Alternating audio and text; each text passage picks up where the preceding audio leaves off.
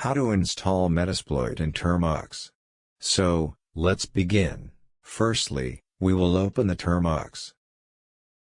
Secondly, we will update the Termux commands below it.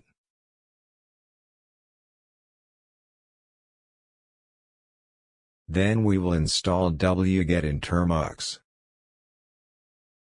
After installing wget, then copy and paste remaining commands from description to install it.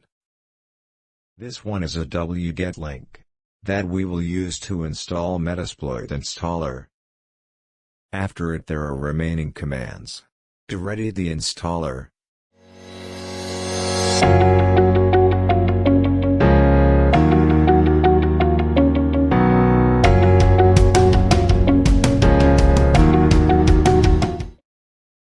Now wait for some time. It will take time to install Metasploit completely. After completely installing, then launch the Metasploit.